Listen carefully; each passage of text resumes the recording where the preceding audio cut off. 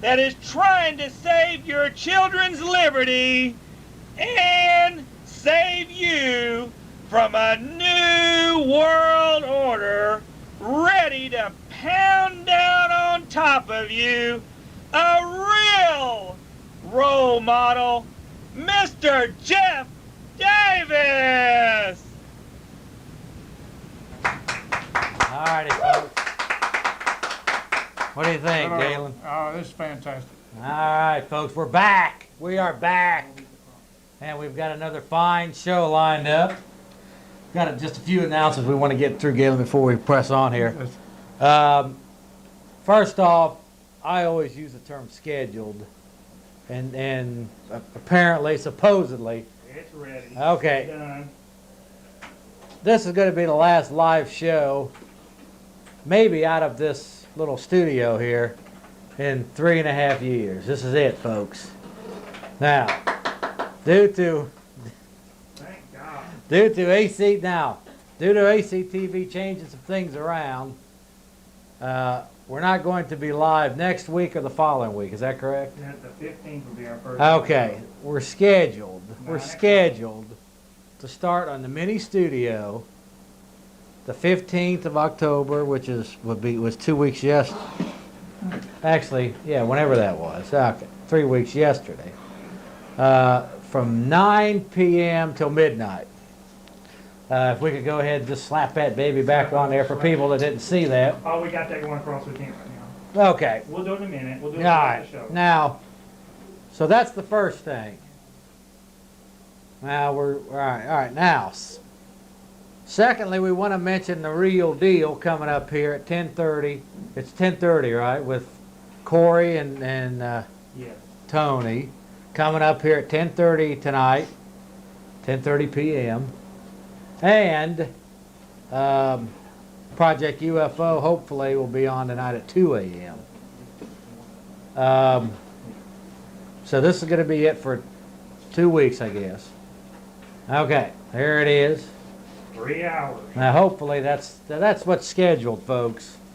But in this world, Gaylon, I guess you can say nothing's for certain. Well, but you got to be optimistic. Yeah, you got to be optimistic. But the 1st and the 8th is going to be tapes. Okay, now one thing we were going to mention. Now I had canned tonight's show to take some time off until I found out that we were going to be off for 2 weeks, the next 2 weeks. So we decided to go ahead and get back on the air for tonight to have my final show in this box of a studio here. We hope. Now, we were scheduled to have Lieutenant Colonel James Bo Greitz interview next week over the air, but that's since the ACTV is going through their scheduling changes. That's canceled for now, and we will have him hopefully in October. Is that correct? Last part or first part of November. Last part of October, first part of November. And coincidentally, my guest here, we'll get to him in a minute, has been a guest on Bo's show. So we all seem to kind of network back. That's right. We're in the same group. Right. Now, so that's the schedule the way it is right now.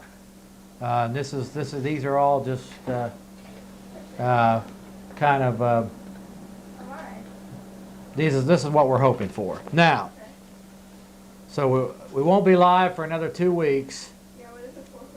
But we will hopefully be back starting on Tuesdays, the 15th of October, from 9 p.m. until midnight. Now, I want to just mention, now we'll get to our guest here. I've actually seen his book in several of the Patriot newspapers, like the American Freedom Magazine, some of these others that... Media Bypass. Media Bypass, right. These magazines that I guess where you're getting news and information that's not managed news or no news. That's right. Real news and The real truth. real news and real information, not managed and controlled, suppressed news or no news. That's right. They're issues of no significance, but real news. The straight stuff. Right. Now, I'm going to go ahead and just introduce him here and let him go ahead and introduce himself, because I don't really know a lot about your background too much, other than you said you were with the National Security Agency for several years. But his name, folks, if we could just get a quick close-up here. and I appreciate you coming on the show today, Gaylon. It's my pleasure, Jeff. Okay, he is the author, our guest tonight is the author of this book, Who's Who of the Elite. Mr. Robert Gaylon Ross. That's good. All right. You know, not now. Okay, here. Would you? All right. Now let me just do the gig here now. All right. Now he's the author of this book here, Robert Gaylon Ross Sr. Now I have seen your book promoted in a lot of these Patriot Spotlight and some of these others. I've seen them all in American Freedom magazine. I think I saw it in there. Right. Media Bypass. Contact. And this is Mr. Ross right here joining us. Okay, back it up. Okay, folks, now I'm going to go ahead and let Gaylon here just give a short, a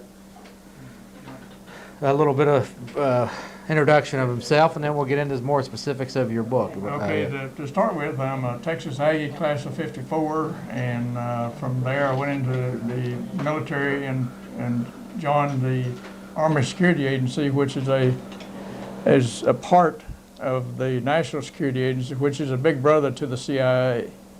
And my duty was to serve in Korea right after the end of the conflict.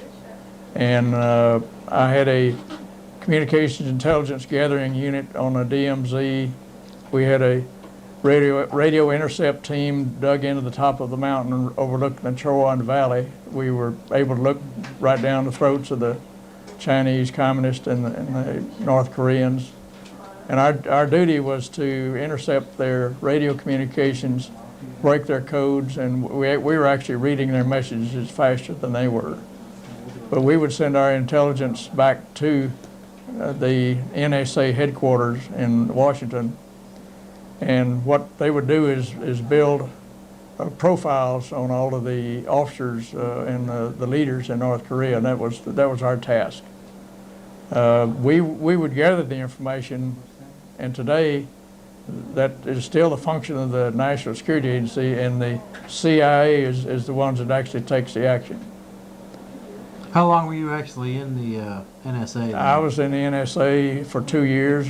After that, I went into the petroleum industry for about 25 years, and after that, served as a management consultant worked for 2 years in Iran for the Iranian government. I've worked in England, Japan, Canada, Mexico, and all over the United States in various management consulting capacities.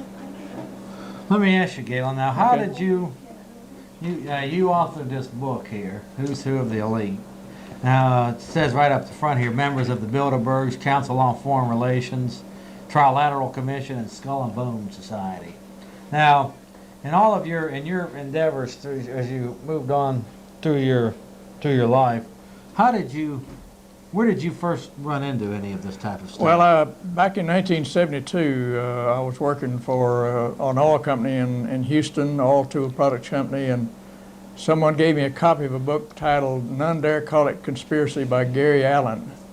And I read that, and it really shocked me. But at that time, I was very busy trying to get organized in this new company, and so I had to put this on the back burner. And about 6 years ago, I was writing another book, and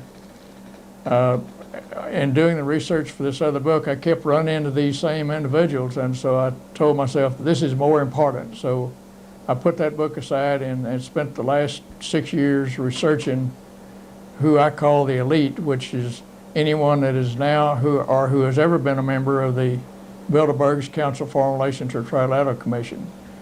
And then for the last year and a half, I've been writing and rewriting this book from the research.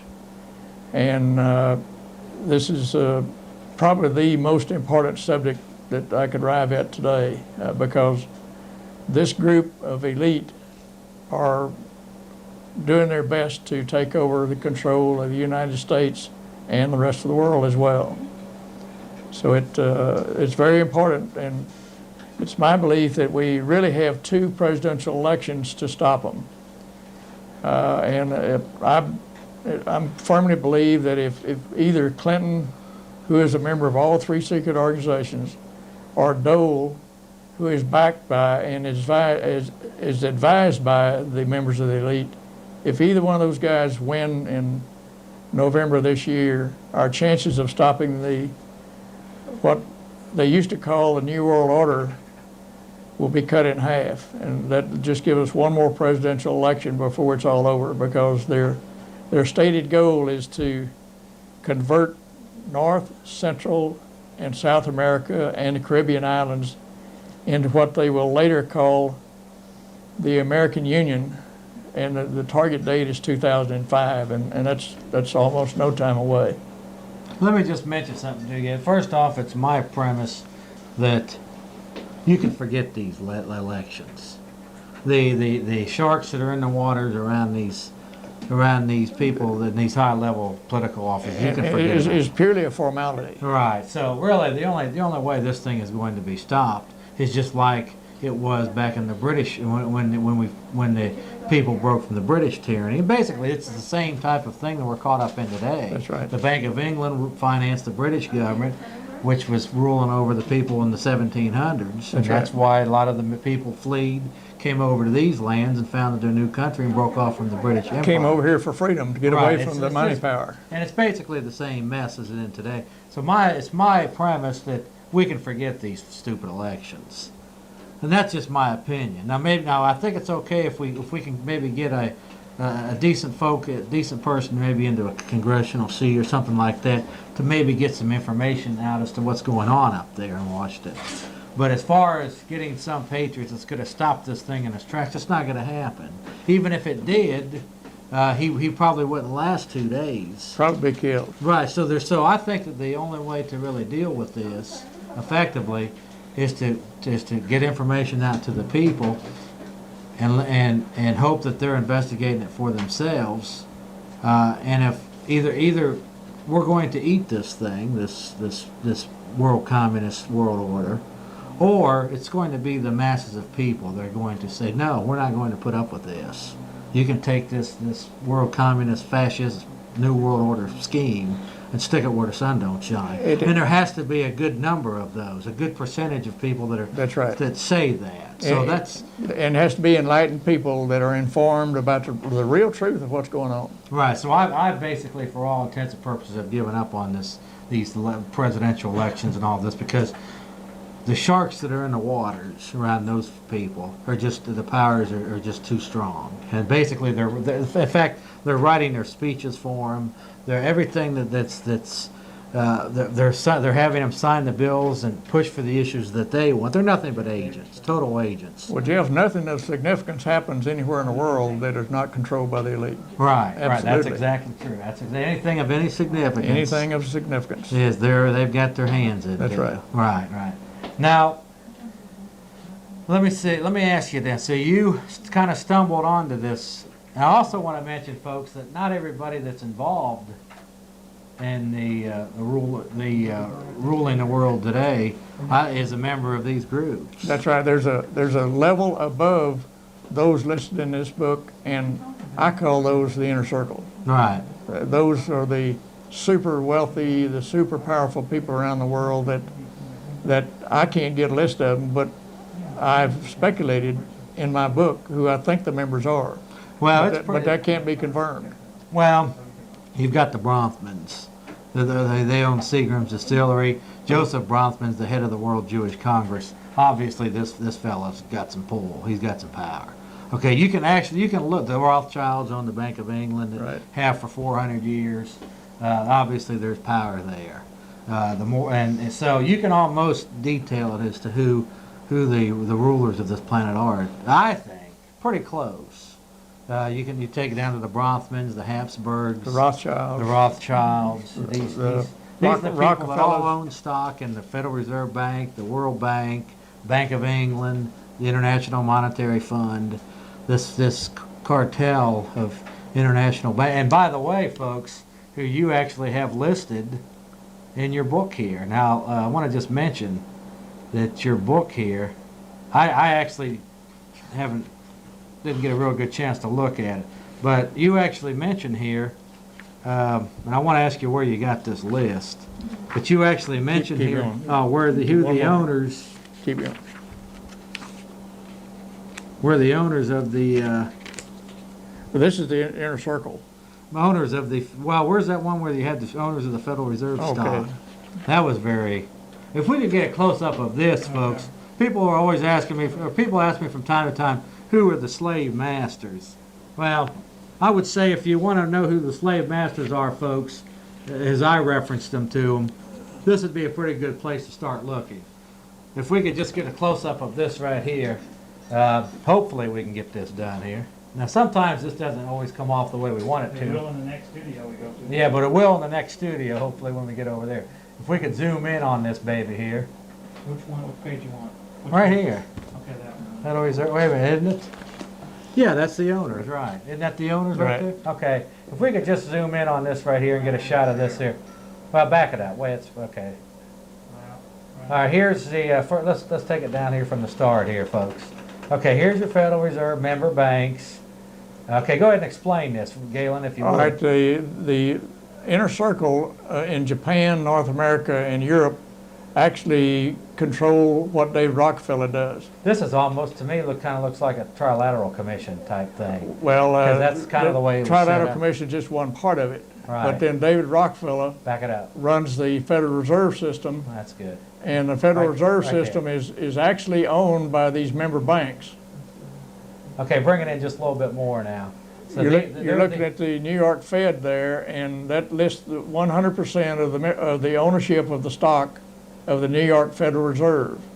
And the New York Federal Reserve owns 27.2% of the entire Federal Reserve System. Okay, back it up a little bit now. Okay, now back it up now. Okay, now one thing I want to mention in all of this, Gaylon, is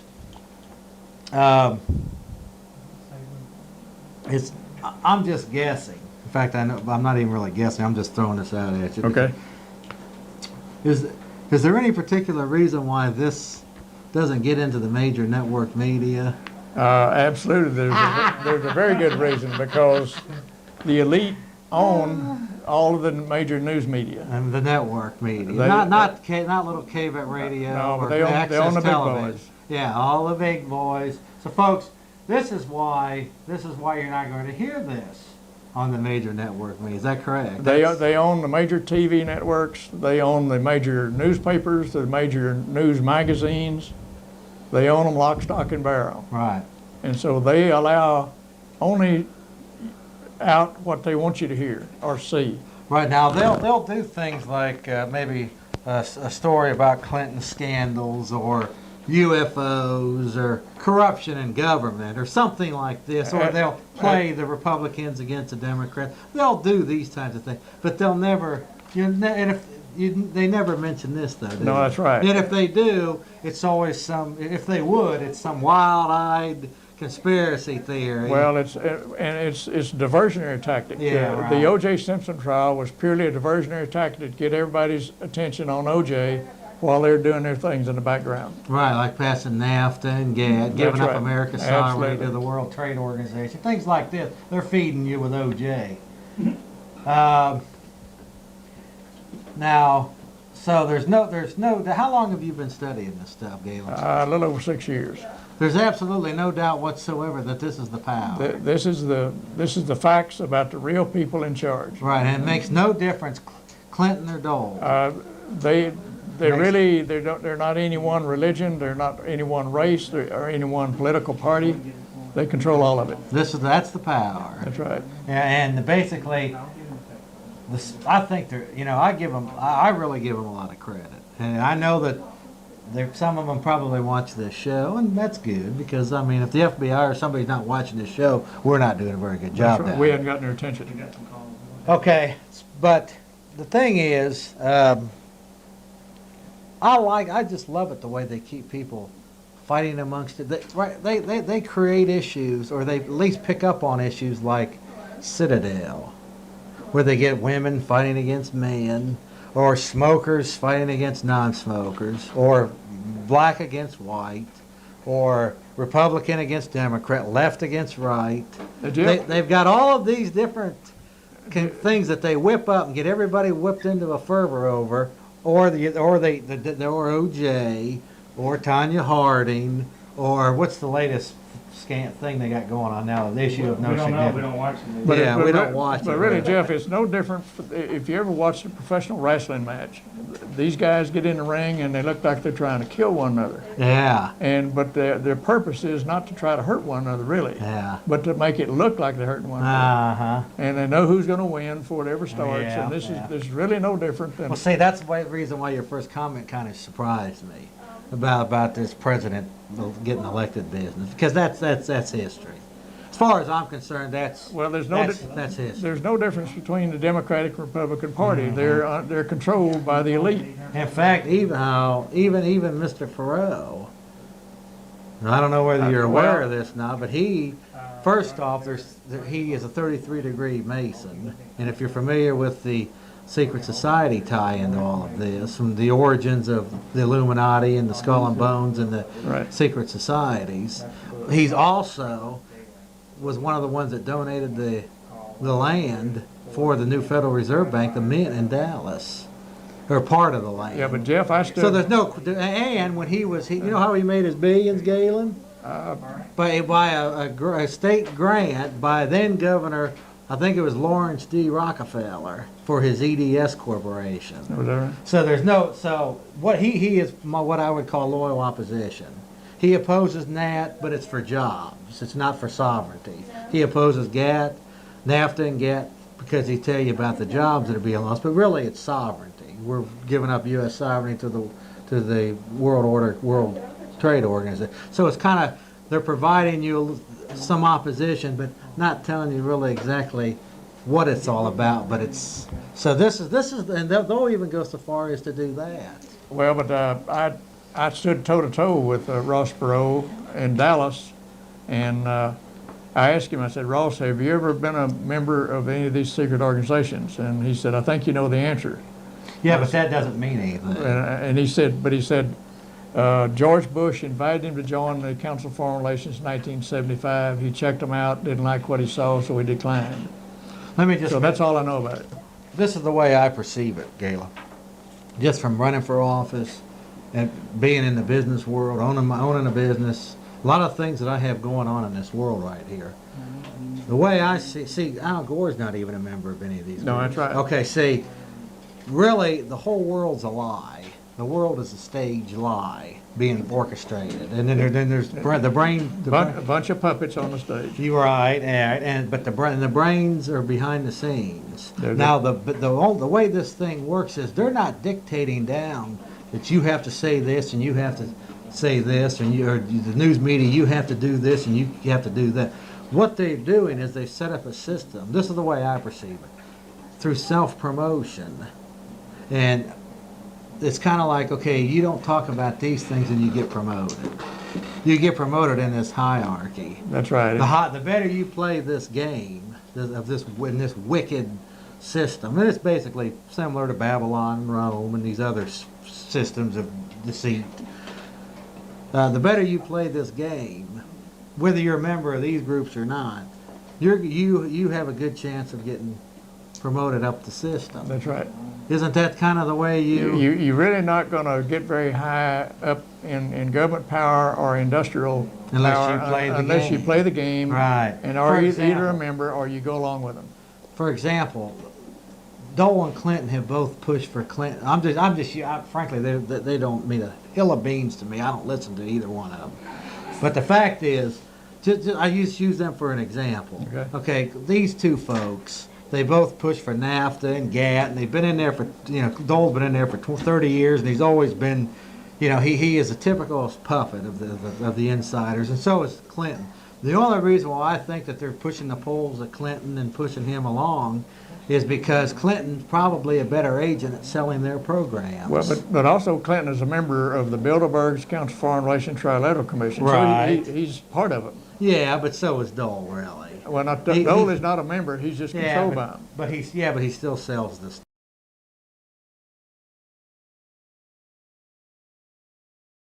So that you have no choice at all whatsoever. Okay. Okay, we do. Okay, now anyway, I've been talking now. I want to have Gaylon go on here. So basically, then, what do you hope to accomplish from your book here? Well, I'm trying to spread the word to let everybody be aware of not only that these organizations exist, but who are the real members of these organizations. There's over 4,000 members, and I've identified the affiliation and the day job title of 65% of them. And what secret organization they belong to, their full name. And so I've got them nailed down for sure. And this is absolute concrete information. This is not speculation. 6 years of research. Right. How many shows have you been on talking about this? Oh, probably a little over 3 dozen. What do you know about the Skull and Bones? Skull and Bones is a secret organization at Yale University only. And for you to be a member of the Skull and Bones while you're at Yale, they select the group in their junior year, and they're only a member of the Skull and Bones in their senior year. They pick 15 people, no more than or less than 15. And so each year there's 15, and I actually have the list of members from 1830 to 1986. I haven't included them in this book yet, but they will be in future revisions. Let me ask you, now the old Prescott Bush, he was. Oh, absolutely. He's George Bush. All of the Bushes have been members of Skull and What about Bones. Neil and Jeb and the rest of the Bush gang? Any of the Bushes that went to Yale were members of Skull and Bones. Yeah. By the way, there's some other prominent members here in Austin area. For example, Bobby Ray Inman is a member of the elite. He was also the director of the CIA. So Bobby Ray Inman is a local person. I wonder why he did. What, did he not get picked for some post or something? And he didn't get it. Or? He was, I believe, nominated for Secretary of State, and so the reporter started digging into his background, and he didn't like that, so he backed out. I want to mention that I've had the pleasure to run against a fella here in Austin, Texas, for Congress. Name's Herb Spiro. I imagine Herbert's probably watching.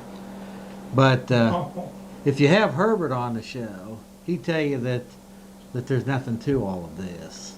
Well, by the way, you do have the. I've got the annual report. Let's go ahead and.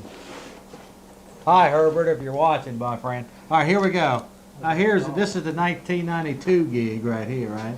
This is the annual report of the Council of Foreign Relations for the year 1992. If we can just zoom in on this just quickly here, and go ahead and tell us a little bit about this organization, Albert or Gaylon, the way you understand it. All right, the Council of Foreign Relations, they try to give the idea that they're a benign organization. In fact, Newt Gingrich, who's a member of the Council of Foreign Relations, was interviewed by a number of reporters, and one of them asked him, says, Newt, I understand 40 years ago the Council of Foreign Relations was a very dangerous organization, but today it's just a place for college professors to meet and smoke their cigars and tell stories. So it's a benign organization today. The New World Order Gingrich said that? That's right. Oh, okay.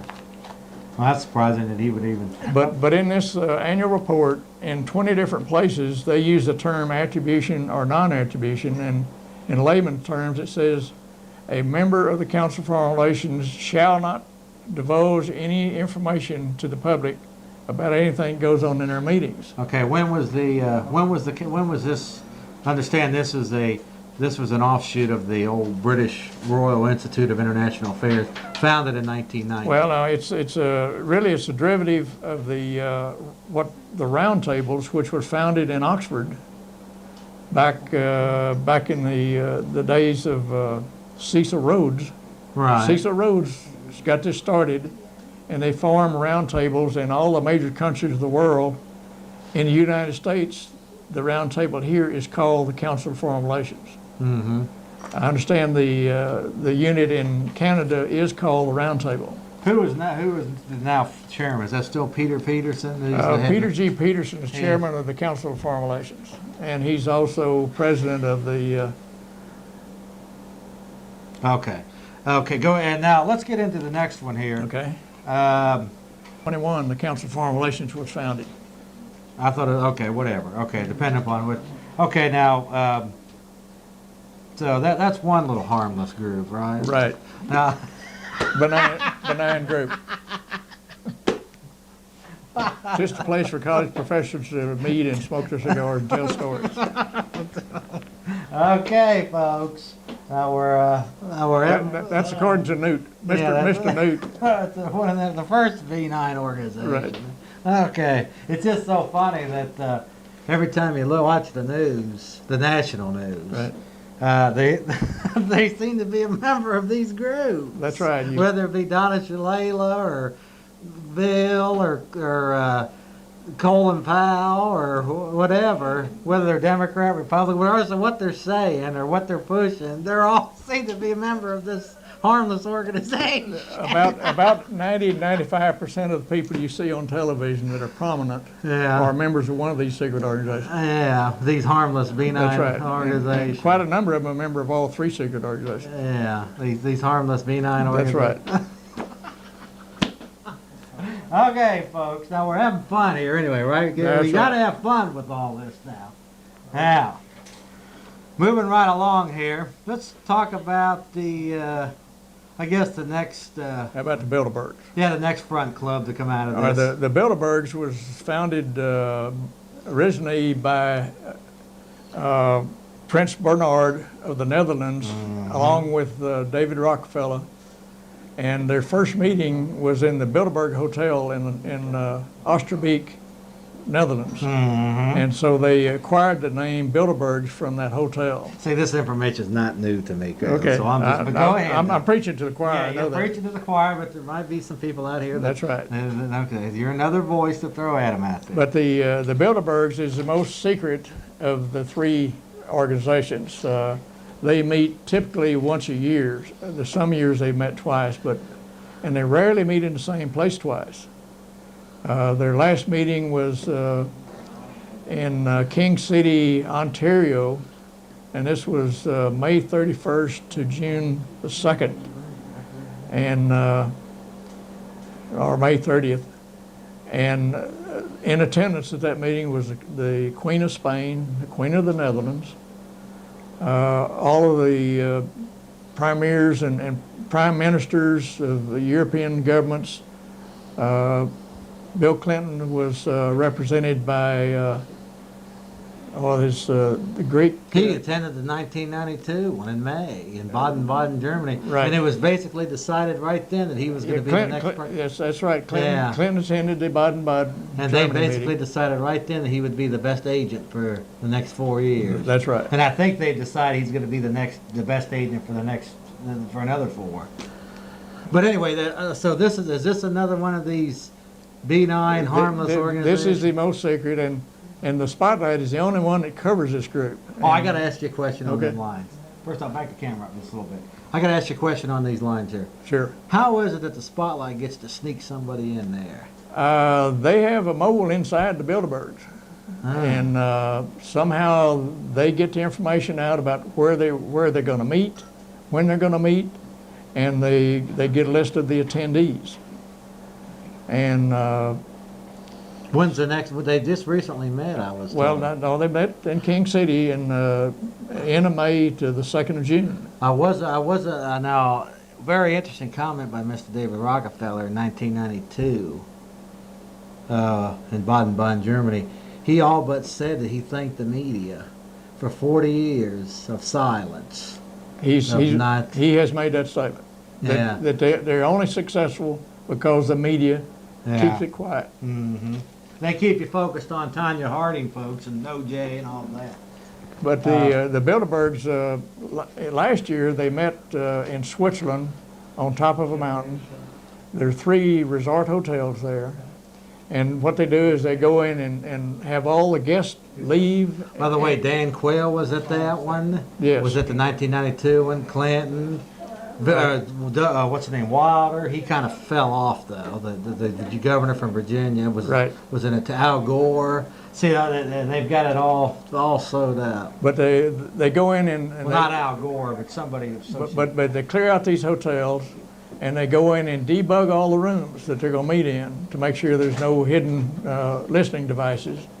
They fly in helicopters. They meet for 3 days. And no one's allowed in near the buildings. And what exactly are they doing? They're planning what type of war they're going to get into. When wars start, who will participate in wars, when they will end, who will finance the wars, who will finance the rebuilding of the countries that are destroyed by the wars. I mean, they all got it all nailed down.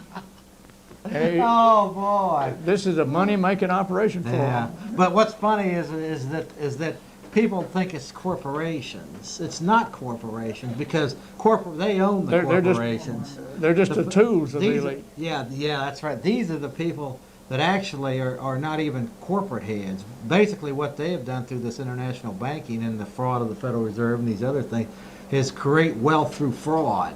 That's right. They have created their wealth and resources through fraudulent means, like international banking and all of this, and then through that type of system have been able to buy up the major corporations. That's right. Yeah, so these people are above the multinational corporations. Oh yeah, it's beautiful. Benign groups. Yeah, benign. Okay, now let's go on to the next one here. How about the Trilateral Commission? Trilateral Commission, David Rockefeller, the first two groups did not include Japan. And so David Rockefeller could see that the major wealth was going to Japan. I believe the 15 largest banks in the world are in Japan. By the way, you know who I just found out? Boris Yeltsin is a member of the CFR. I mean, this thing is actually an international, and the Russia is being financed now by the IMF. So That's it's right. not just an American problem. And David Rockefeller has his underlings have already infiltrated the major areas in Russia. Yeah. And eventually they will take over Russia. Well, they probably already have. No, not yet, but they're working with the on it. IMF. But the thing is, and I know Australia right now, they're going through a period where they're really pushing for gun control in Australia, and the patriots in Australia. So this is a global. Okay, let's get into. Now I can also, Gaylon, mention to you that my research has tied this thing to organized religion, like the World Council of Churches and the National Council, even the Pope, the Catholic Church. I mean, anything that's highly organized, whether it be political, economic, or spiritual, they're creating and financing it and setting the agenda for those. They're either controlled directly or indirectly by the elite through financing. That's right. Through financing things. Yeah. Now, let's get to the. Yes, we got callers online here. Okay. Well. Now we've got callers online here, but I want to just mention to you now. But I want to ask you, for the average person out there watching this show right now, and with your research you've done, what is this new world order that George Bush and all these people have mentioned? What is this? Is this just some phony little term they're throwing out? And your idea, what is the new world order? Well, first of all, the new world order is an obsolete term. The elite have determined that the public, when they hear the term new world order, they say, aha, that's those people trying to take over. So the elite never use that term anymore. I wouldn't say never. They never. I watch them all the time. The term they global use, economy, they use the term global. Or international community. Global architecture, global financing. International community. Global economics. It's all global now. Or international. Like Clinton, they'll say Clinton or Madeleine Albright or these people they'll say that the international community is going against Saddam. International or global. Yeah, international. But they quit using the term New World Order. That's right. Well, okay. But that's the bottom line now. Okay, but right. Since if you're saying the terms is obsolete, but what is this system okay, let me give you a perfect example. You've got this, another great organization, the UN. This is another a tool. Yeah, but it's a humanitarian organization. Right. Right. We're really okay. It's another one of those humanitarian organizations. You know, they're concerned, but they got the World Health Organization. Right. Man, they're so concerned about people's health, Environment. yeah, environment, and all. Yeah, these great. You know, this UN is this organization that starved 200,000 Iraqi men, women, and children through economic Humanitarian. Yeah, this is Right. their humanitarian. Okay, so but you've got all these different organizations that are basically front groups for these folks. That's right. What is this new world order going to mean to not just the people in America? I think a lot of these countries are already seeing what it means. Foreign military force, like under the UN or whoever, injected into their country, enforcing the globalist agenda. Well, And also, I think it entails maybe like a tracking system through smart highways, through maybe a smart card, debit card. eventually their goal is to be able to locate everyone in the world at any time. And they'll do it with, But isn't that- benign things like a smart card. Yeah, but isn't that good? I mean, if you're stranded out on the road, Gaylon, you know, they'll be able to know where you're at. There's probably 40% good in it and 60% bad. If they're coming to help me, well, that's great. But if they want to know where I am, that's not necessarily great. Now, all the information stored on a lot of these things will be your tax record, your property tax record. Your health record, Yeah, all yeah. all your finances. In fact, there's a system being set up right now where all the local law enforcement are getting the CRTs inserted into their vehicles and whatnot, and all the driver's licenses now are being moved into with a magnetic strip, right here, like this, Right. with a magnetic strip on the back. And ultimately, I think it's going to be like a smart card, and then your local law enforcement will go ahead and they'll be able to, this will be through satellites. It will be projected up to the FBI. Well, there'll be a chip embedded in that card. Yeah. And But we're still a ways away from that yet. Right now, they've maybe a year. I don't like to make predictions, but this is the ultimate plan. Well, And then this way we'll be able to. you know, this new system they call GPS, Global Positioning System, where you can triangulate off of 3 satellites and you can find out where you are within 10 feet. Mm-hmm. What if they zero in on the chip in your card and they find out where you are within 10 feet? So let me get back to my question then. Okay. What, in your eye, when your research, what is this what used to be coined the New World Order? All right. The global union, the old term New World Order, is their purpose is to take over economic and political control of the United States and the entire world as well. But essentially they've already done that. They just have to tie But it. they hadn't finished the last stages. Yeah. And a good pattern is what they call the European Union. At one time, there was something like 26 sovereign nations in Europe, and then they became the European Economic Community. And in the Maastricht Treaty of 1992, they took on the title European Union. Mm-hmm. All right.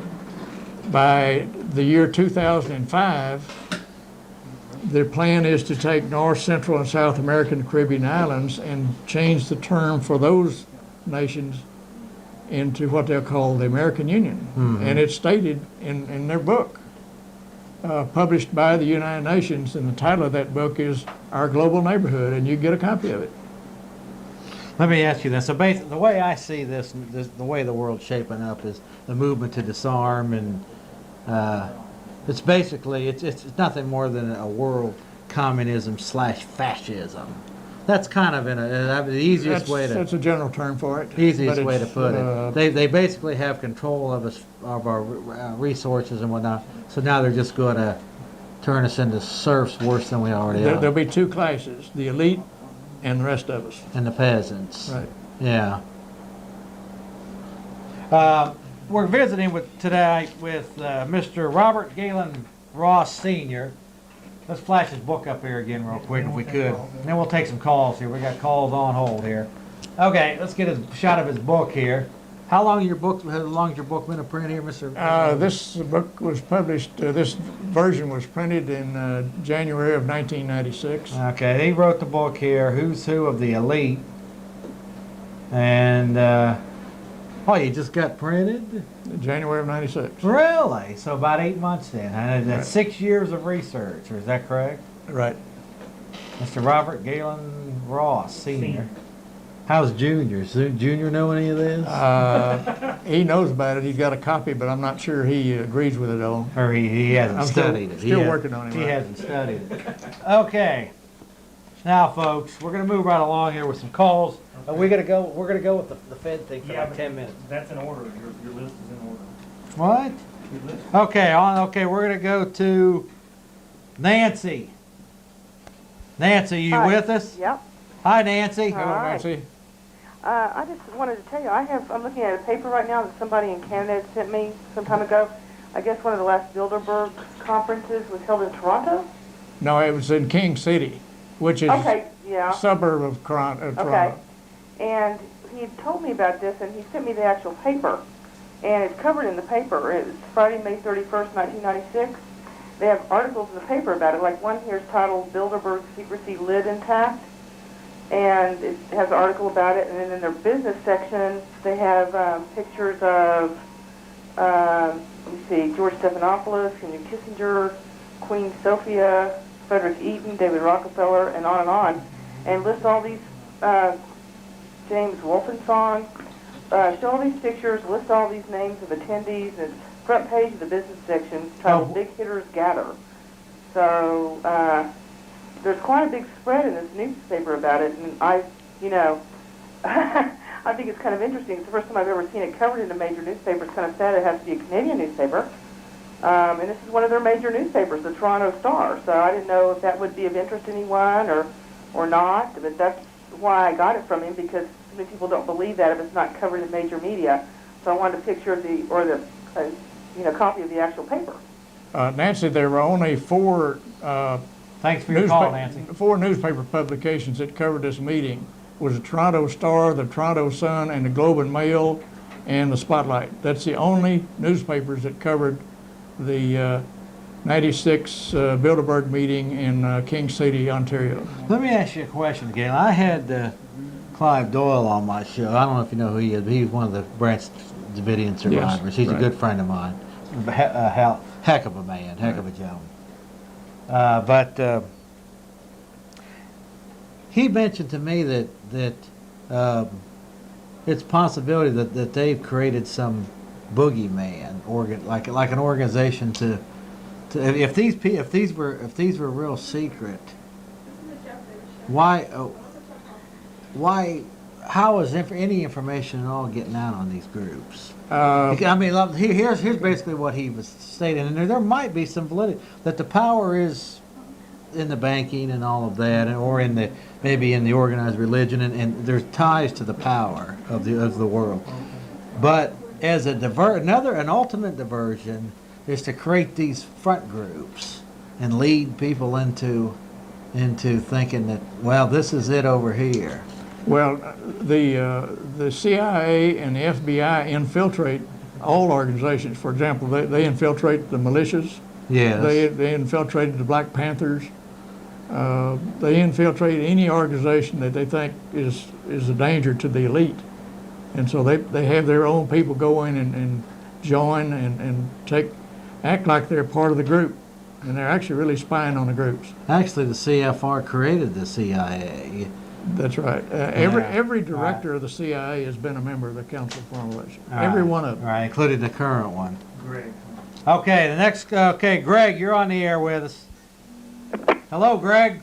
Hello, Mr. Ross. Hello there, Hello, Greg. Jeff. How you doing, Greg? Listen, Mr. Ross, can you talk a little bit about the inner circle, and can you identify some of the people who you think are in this inner circle, and I'll hang up and listen? Yeah, I'll be Thanks glad for your to. call, Greg.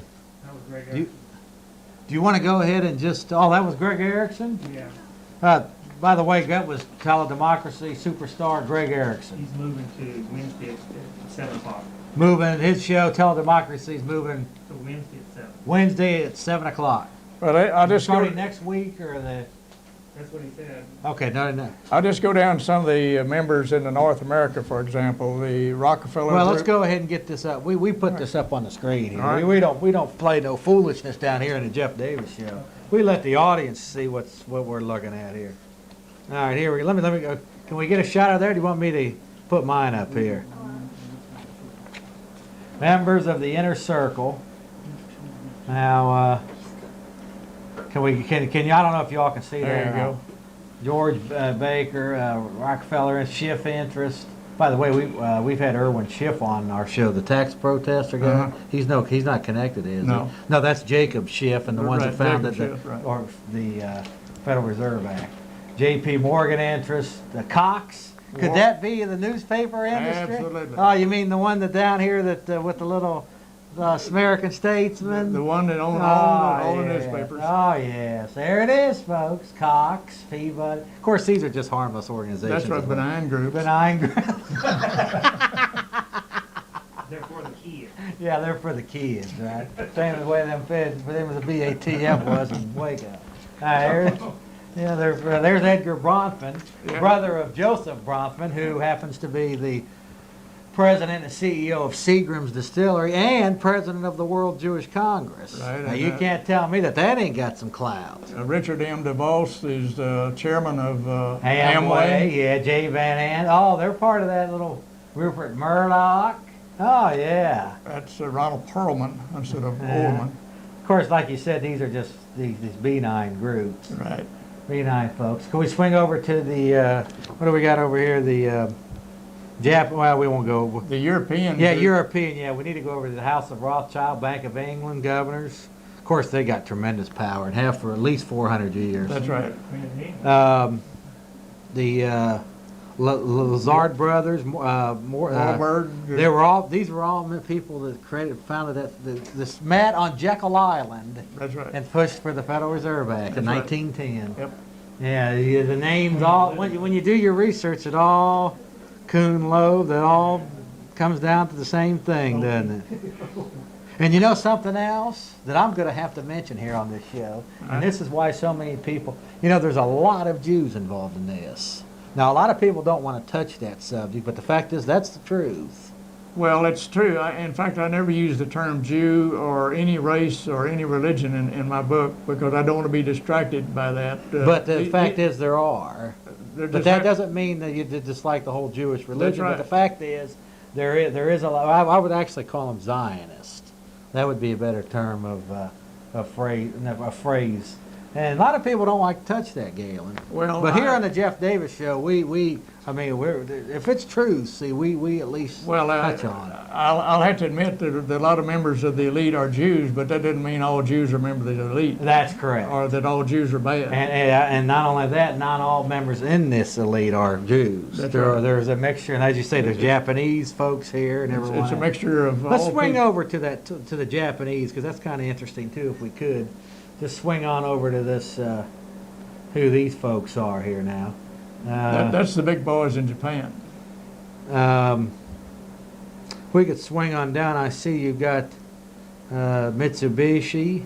Now the reason why they would have to have control of these two is because, like, when they do things like put transponders in cars so they can track people on smart highways, they'd have to have Ford, Chrysler, GM, Right. Mitsubishi, Nissan. They'd have to have the major car industries following the line. That's right.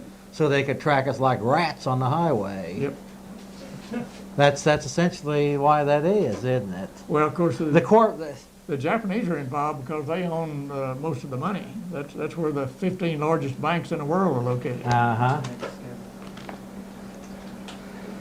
Okay, let's go ahead, and I think we've answered that question. But to go ahead and Hitachi, Toyota, these are your, this is your real power here, folks. These interests also the ones that through financial systems and financing, creating national banks and financing governments, they end up not only controlling the gold resources of those nations, they also end up owning most of the bonds. And they control they're controlling owners of all the stock of the major corporations, so they own it all. Yeah, in fact, do you know that there is no gold in Fort Knox? I know that. My brother went, The majority of the U.S. gold that was come out of this is in an underground vault in Switzerland. Are you aware of that? well, in Switzerland and in the basement of the Federal Reserve System. In New York City, Right. yeah. But But, my- the bulk of it is in an My underground. brother and his wife went by Fort Knox and he went up to the guard that was the main gate of the Fort Knox, and he said, "I'd like to look at the gold," and the guard just laughed. He said, "There's no gold in here." Yeah. Yeah. Yeah, it's remarkable what they've done. You know, if you can follow our money system back 100 years ago and see where at one time we could have taken our medium of exchange and went down and gotten a piece of silver or gold for it, they've reduced us now down to just a note. That's backed by nothing but faith. In fact, it's created out of thin air. Yeah, charged compounding interest, which is most of the national debt. That's right. why this ever solving and having a balanced budget is totally impossible because of the usury money system that creates thin air out of nowhere and charges interest, compounding interest. It just continues to accelerate the debt, which could never be repaid. They operate on debt and not credit. That's the Right. reason we're in trouble. Yeah, it's a beautiful system that they've set. I mean, it's wicked, and Well- the people are involved in it are wicked. The Federal Reserve earned $257 billion. That's the interest we pay on the debt of the Federal Reserve and other foreign central banks. And let me mention to you how this Mexican thing worked too. You know, when we just had the bailout of the 50 Right. billion. Money never left New York City. Yeah, that's all it was. It was just another shenanigan, and the slaves ended up bailing out the bankers, fraudulent shenanigans. That's right. Yeah, and when you study this, you really see, Gaylon, just how much of a frontman a Clinton and a Dole are, because the power that these Pure people puppets. yield. Pure puppets. Yeah, there's over 3 trillion, well, it's not even dollars, but 3 trillion monetary transactions daily in this world that's being shifted around, financing this. That's right. and financing- Financial transactions. Yeah, And it may be financial $1 billion transac- Might be in a one Swiss transaction. mark, or it might be American dollar, or a peso, or whatever it is, Swiss franc, or a German mark, or whatever. It's still this same inner circle shifting everything around and manipulating Well, it to their advantage. let me give you a good example. George Soros made $1 billion in profit last year on exchange of money. Uh-huh. He's a member of the elite. Mm-hmm. So he knows what the central bank's going to do in terms of interest rates and money supply and discount rates. And they determine money exchange rates. So with his inside information, he made $1 billion in 1 year. Yeah, it's quite a system. In fact, old Sir Mayor Rothschild once stated that if you allow me to control the money of a nation, I care not who makes its laws. Yeah, I believe it's allowed me to control the money and credit of a nation, and I don't care who rules it. Who makes its laws. Right. Yeah, and that's just. Okay, we're going to go to line 2 with Russell. Yeah, Hi, Russell. Hi, Mr. Ross, Mr. Davis. How you Hello, doing? Russell? All right. I just wanted to go back to the smart cars that you were talking about a couple minutes ago. Okay. I got a little bit of information on that. Right now, out at Motorola, they're building a facility that will basically mass produce the smart cards. I've heard that before. It's almost finished, actually. Yeah. And it will be making those in the not near future. Yeah. But, Well, Well, I've actually heard that before. yeah, Tex Mars just wrote a book called The Lucid Group or something like that, that their goal is to create these Thanks for smart your call, cards Russell. and the systems. thank you. Yeah, but it's just one little piece of it. That's right. It's just one little piece of it. Okay. Burial. Who? Burial. Barry, you're on line 1. Hello, Barry. Hi, Barry. How you doing? Good, and you? Oh, I'm doing pretty good. Say, I don't know if what this sounds like to y'all, but if we don't, I can't even hear them now. Can y'all hear me? Yes, sir. Yeah, go ahead. We can hear you. Turn the TV Hello? Turn your TV up a little bit, Barry. Okay. and get back from it. I'm Oh, getting he's- this he's feedback. turned But down. anyway, what I was thinking is right now, before our military gets under the UN, under the UN, I mean, officially? yeah. Yeah. Do you think we ought to maybe just go to war against the bankers and save the country, or before it's too late, or do you think not?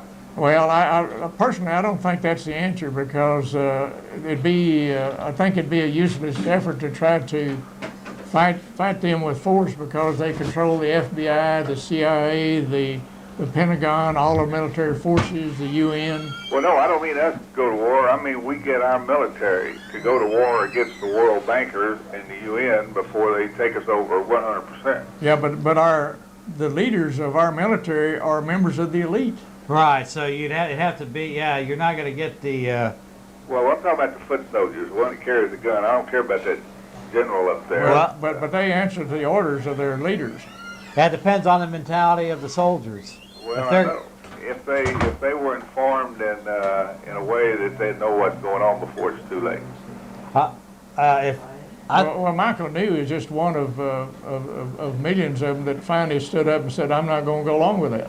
I think there actually Right, are, but that's just one guy. That wasn't about. He wasn't trying to kill nobody or whip nobody. He just said he wouldn't He obey wouldn't- their orders. That's right. He wouldn't be a part of the United Nations. He didn't join the military to be Right. ordered around by the United Nations. I think the biggest thing is just information, Barry, because, Yeah, we you got know, to spread the word. We can't do Right. it with violence. and not, yeah, I think ultimately it could come down to that, let's face it. It could be. But on a defensive posture.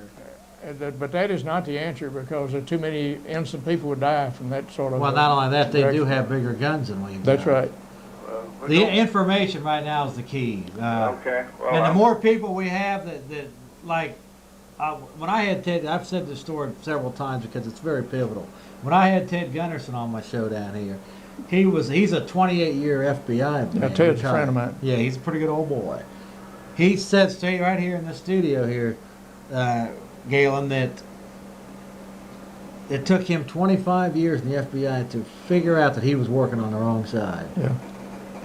So yeah. the point is, what would be nice if, like, for example, if we could get the people in the BATF to, when they're given orders to go take those tanks and run those tanks into buildings in Waco, Texas, with men, women, and children on the other side, if they had the moral courage to stand up and say, "No, I'm not going to. Not going to do it. I'm not going to do that." That's where we should be aiming for. That's right. Well, there was one guy, the guy that was Kathy O'Brien, and I can't remember the guy's name. He said that all ATF agents are bad. All Well- FBI and CIA aren't, but all ATF are bad. Well, they are. There's some really wild theories floating around about that. Appreciate your call, Barry. All right, thanks. Have you heard anything about the actual recruiting some of these street gang members and putting them into like into the BATF as sandbags for? No, I hadn't heard that. Well, these are. I guess this is. You get you get thugs to work and do thug jobs. And it might be a way that they might want to employ. Well, the leader not going to do it themselves. They Right. got to hire some underlings to do whatever they do. And that's right, yeah, right. And if the more criminal their activities they're being asked to do, it'd almost take a criminal mind to execute it. Well, and talking about that, let me bring up one of those subjects. We have an all-volunteer military today, and the only reason for it is the elite don't want their sons to go to war. Mm-hmm. And so if there's a draft, then everyone in the public would insist that their children be drafted too. So they say, well, we'll solve that by going to all volunteer service. I think what they're doing though is that in fact, they've already rifted out a lot of the old the people in the military that might question going to Zimbabwe and fighting under the UN. I think they're in a system now of weeding that out, and they're moving towards their next round of educated idiots. Where where they just get people that won't question anything, and their leaders tell them to go over here and kill this enemy in Zimbabwe. But a true soldier has to, if he's going to do his job right, he does what his leaders tell him to do. Right. He follows their right, orders. wrong, or That's anything right. else. Yeah. He doesn't question the orders. Right. Okay, Patrick, you're on the air. Hello, Patrick. Hello? Hi, sir. Hi. Earlier on, you were talking about the gold. Yeah. And, Yes, sir. Fort Knox and so on. Yes, sir. And I was wondering, I'm a little confused. Let's say that you and your wife, each of you had 3 pieces of gold. And you needed the 3 pieces of gold to buying food. Everybody else has their share of gold. There's a limited amount of gold in the world as there is. Okay. So, let's say that you and your wife decided to have a child. Now, this child also needs 3 pieces of gold to buy food, but there aren't any more gold. So what happens then? No, I wasn't talking about that. I was talking about where your medium of exchange was backed by some precious commodity. This is the way it was for about the first 140 years. And the reason for that was you could take that, it wasn't backed by faith. It wasn't backed by nothing, which essentially it is now. It was worth something, the same as in your coins. Right. For a long time, your coins had a certain amount of silver in them, where you could melt it down and go take it and exchange that piece of silver for a loaf of bread, or you could barter it for something or other. Now, if the current medium of exchange is devalued, it could be devalued worthless overnight, and it's just a piece of paper. It's just like a napkin. Whereas before, that could not happen. Now, the way that they regulated that, the control of that is that you had a medium of exchange that was being, in fact, this is what the Congress should be doing, spending more of their time in figuring out how to provide a medium of exchange that works in the best interest of the American people, and they themselves and private economists would be running the country instead of turning that responsibility over to foreign bankers. And that's essentially what's happened, and the foreign bankers have used that privilege of controlling our medium of exchange at our detriment. Okay. Anyway, Gaylon, do you want to go with the... Yeah. You through again? Yeah, you're on. Thanks for your call, bro. Okay, Brad, you're on line 2. Hello, Brad. Hello? Hi, Brad. Hello, Brad. Turn up your TV. Okay, hey, Marlon, turn up the TV. Don't say that. Hey, I was wondering about the Wallenbergs. I was wondering if they were Jewish, and I was also wondering, I had heard that, but I didn't know if that was true or not. And I was also wondering if these elite do exist and they're overthrown, then where would we go from there? Good What would question, be the Brad. ideal thing to do? Good question, Brad.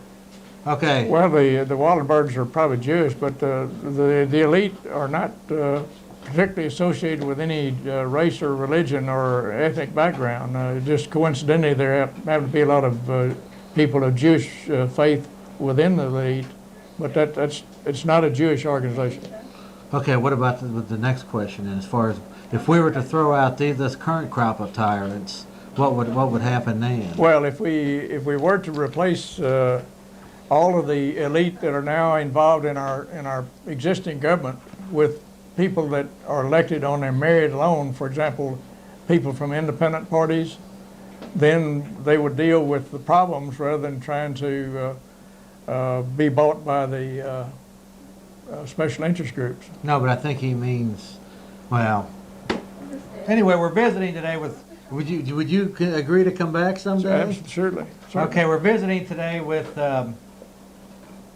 Robert Gaylon Ross. I'm sorry, I'm terrible with names. No problem. Okay, Robert Gaylon Ross. He is the author of a book, 6 Years of Research, right, Gaylon? Right. Who's Who of the Elite.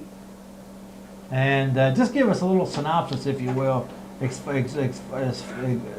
to what you would, first off, what's in this book and what you would like to accomplish with it. Well, this book gives you a brief description of each one of the secret organizations, and then lists all the current members, along with their full name, what secret organization they belong to, where they work, and their job title. And I've identified 65% of over 4,000 of them. And the purpose is. You say there's 40, there's how many? No, there's of them? 4,000, over 4,000. Yeah, right. There's a little over 3,000 that are members of the Council of Foreign Relations. Have you done any alone. research on the Club of Rome or the Committee of 300? Or? I did have the Committee of 300 included in it, but the book was growing in thickness, so I took that out. In the next revision, I would include all the members of the 1992 meeting of the Bohemian Club in California. And the Bohemian Club is a summer camp for the elite.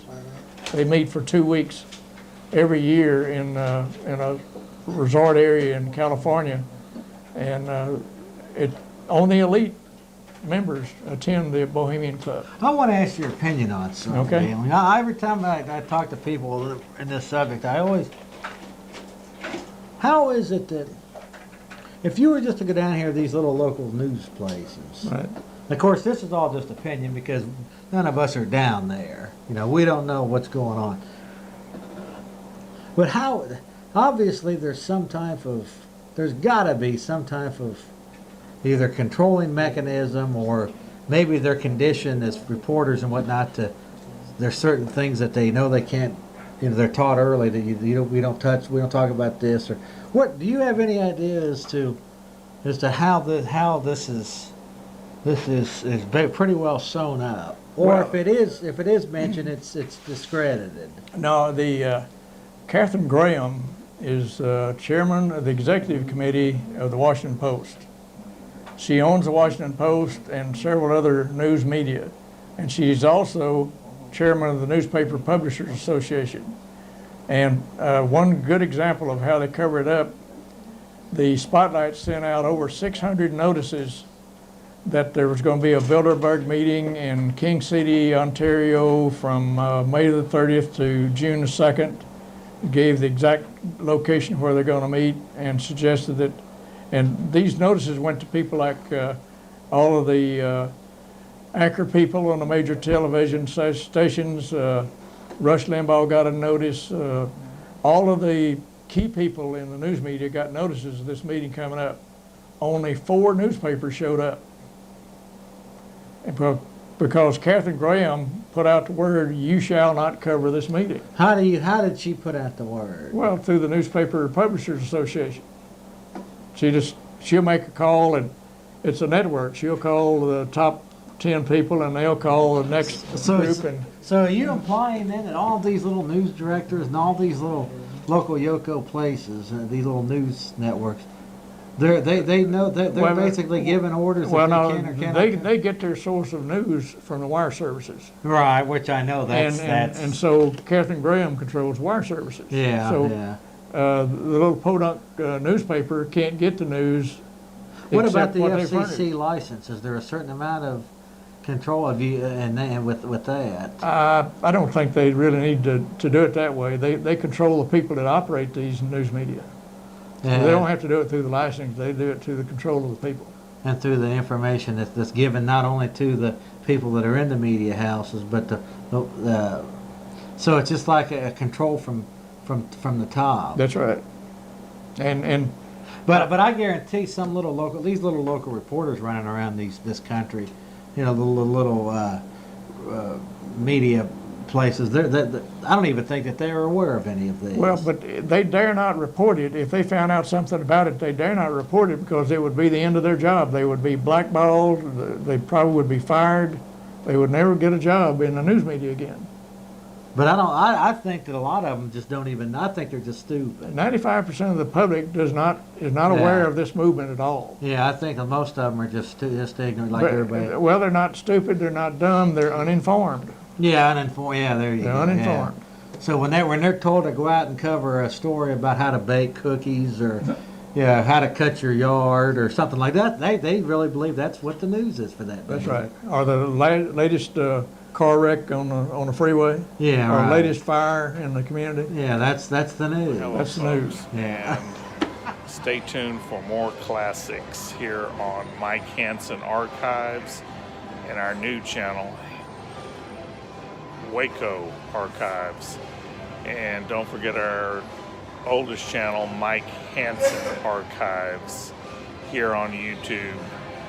Stay tuned for more, but make sure y'all get everybody to subscribe to Hanson Archives and the new one, Waco Archives. We're busy every day uploading more and more videos. We have hired somebody to do that and bought the equipment to do it. It's a lot of work. If you would like to help out with that situation, send us $25 and I will send you my book, and everything that comes in from my book will be used to fund these 3 channels. So stay tuned right here to YouTube and Facebook. I am Mike Hanson from Gonzales, Texas on Facebook. Thanks a lot and God bless. I love Mike Hanson Archives. You ready to play? All right, that's it. All right, who wants to lead it? Let Gene go. Go ahead. Yes, sir. Here's all right. God bless the Republic. Death to the New World